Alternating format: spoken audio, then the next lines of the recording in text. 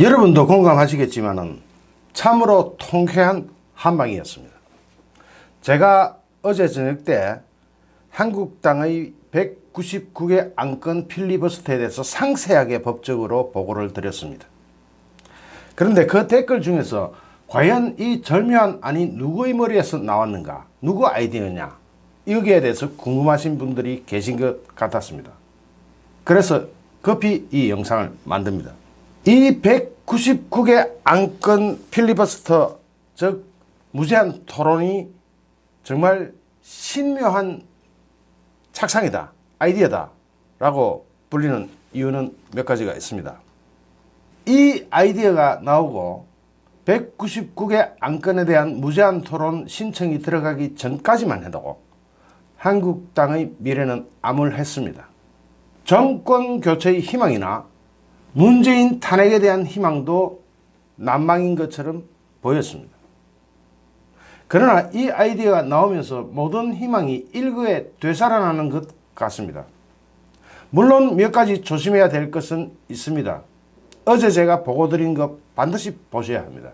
몇 가지 위기, 함정만 피하면 이것은 정말로 신묘한 방책이 될 수가 있습니다. 이로써 전국 주도권은 한국당이 틀어지게 되었습니다. 야권에서는 무식한 반발이 이어지고 있습니다만 그것으로 해결될 수 있는 것은 아무것도 없습니다. 아니, 있다고 하면 문희상 국회의장이 불법을 저지르는 수밖에 없습니다. 저들의 전략은 일단 불법을 저지르고 나서 그 다음에 헌재를 가든 재판을 하든 시간을 끌어서 내년 총선을 어떻게든 자기네들한테 유리한 국면으로 이끌고자 하는 욕심이 있을 겁니다. 그 유혹이 어찌 없겠습니까? 심지어는 여론조작으로 선거 결과를 뒤집기도 하는 그런 조직들입니다. 그런 상황에서 이번 199개 안건에 대한 필리버스터 무제한 토론 신청은 전국 관통의 허를 확 찔렀습니다. 민주당과 제2민주당, 제3민주당, 제4민주당, 제5민주당 등 집권 여당과 그 이중대들의 허를 찔렀습니다. 제대로 찔렀습니다. 여기에서 국회법 제106조 2항을 보지 않을 수 없습니다. 여기에 대해서는 이 경우 의장은 해당 안건에 대해서 무제한 토론을 실시하여야 한다, 실시 안 해도 되는 게 아니고 의장이 허가하고 허락하고 이런 게 아니고 무조건 하도록 되어 있습니다. 그러면 이론적으로 이렇습니다. 한 개 안건에 대해서 무제한 토론을 한다면 199개의 임시국회를 열어야 됩니다. 만약 199개의 임시국회를 열게 되면 이번 정권 끝날 때입니다. 그때까지 선거법, 공수처법 안 될 가능성도 없지 않습니다. 있습니다. 또한 이게 의원 한 명당 한 차례씩 할 수가 있습니다. 그 이야기는 한 개 안건당 의원 한 명당 한 차례씩 하면 한 개 안건당 108명 한국당 전원이 할 수 있습니다. 또 다른 안건 시작되면 그걸 또 108명이 또 할 수가 있습니다. 그걸 또 다른 안건으로 시작하면 또 108명이 무제한 토론을 할 수 있습니다. 법적으로 그렇고 이론상 그렇습니다. 물론 저들이 어떤 흉계를 들고 나올지는 아직은 명확하지 않지만 법적으로는 그렇습니다. 국회법에 딱 나와 있고 명시되어 있습니다. 필요하신 분들은 이 화면을 정지하신 다음에 읽어보시면 다 나옵니다. 물론 저들이 막을 수 있는 방법이 없는 것은 아닙니다. 재적의원 3분의 1 이상이 신청하면 블록버스터를 멈추게 할 수 있습니다. 다만 그 경우 24시간 이내에 투표해서 재적의원 5분의 3 이상의 찬성을 끌어내야 됩니다. 그러자면 177명이 찬성해야 되는데 민주당 1중대, 2중대, 3중대, 4중대, 5중대 다 합쳐도 177명 만들기가 쉽지가 않습니다. 만약에 그게 된다고 합시다. 그럼 한 개 안건당 24시간 경과하고 다시 투표를 해야 되니까 24시간 이내 투표니까 한 개 안건당 투표가 무산시킨다 칩시다. 또 다른 안건 가지고 투표해가지고 무산시켜야 됩니다. 그럼 199일이 걸립니다. 24시간, 24시간, 24시간, 24시간. 한 개 안건당 무효를 시켜야 되니까. 177명의 동조자를 규합해도 쉽지가 않은 일입니다. 불가능한 일입니다. 이론상 그렇고 법적으로도 그렇습니다.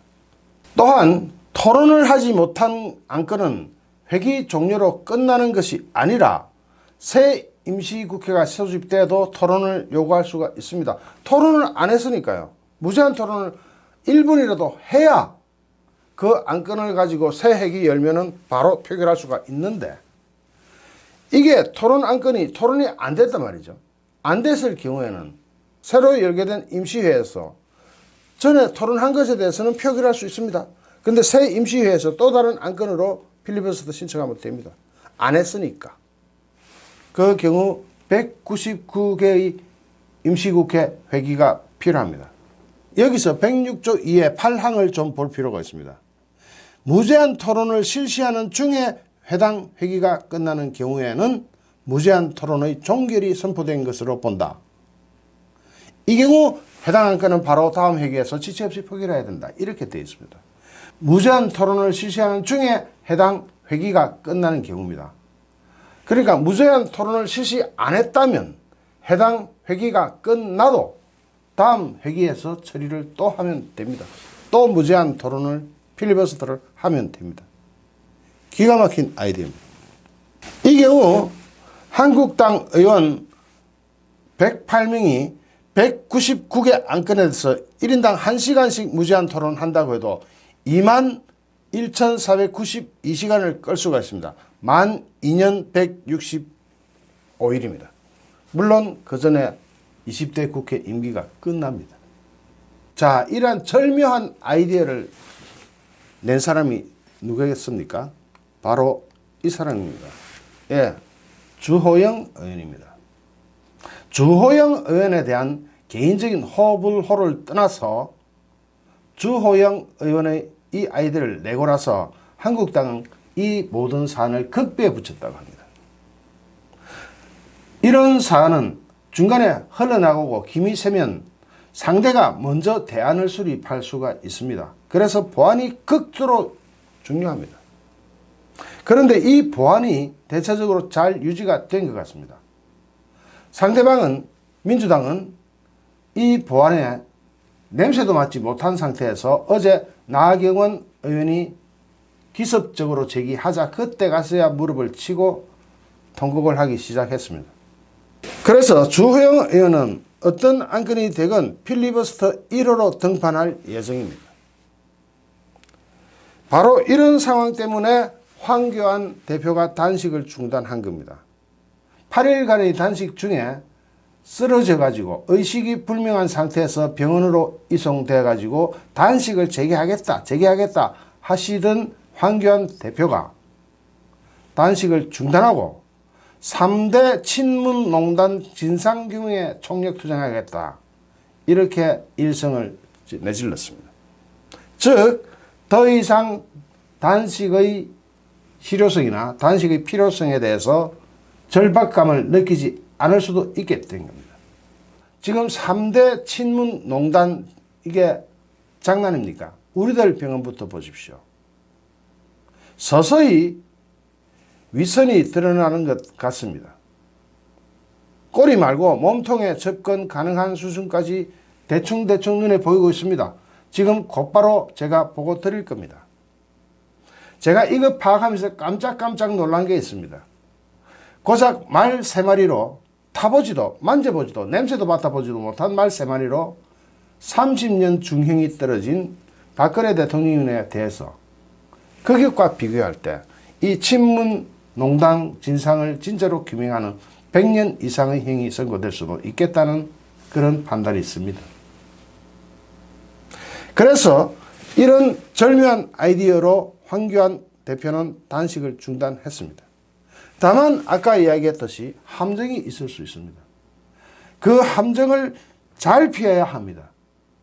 그때도 신묘한 아이디어가 나와서 함정을 다 피하고 내년 총선에서 압승할 수 있게 되기를 바랍니다. 제일 좋은 선거법은 국회의원 비례대표 싹 없애버리고 한국당 아이디어대로 지역구 270명으로 꾸리는 것이 좋습니다. 미국에는 비례대표 없습니다. 지역구 의원만 있습니다. 그런 나라가 바로 이 지구의 최대 강국입니다. 그런데 우리가 왜 비례대표에 목을 매야 합니까? 얼굴을 보기를 했습니까? 누군지 알기를 합니까? 명단만 쭈르륵 적어놓고 그냥 그걸로 투표하는 것이 비례대표제입니다. 국민이 선택하지 않은 권력을 그들이 행사하고 있는 겁니다. 한국당 아이디어, 즉 270석 지역구만으로 내년 총선을 치르든지 아니면 현행 선거법대로 내년 총선을 치르게 되면 됩니다. 이제 남은 것은 정말로 3대 친문농단 진상규명입니다. 여기에 집중해야 합니다. 우리들 병원부터 제가 조금 있다가 보고 드리겠습니다. 좋아요, 구독하기, 공유하기는 저에게 큰 힘이 됩니다. 감사합니다.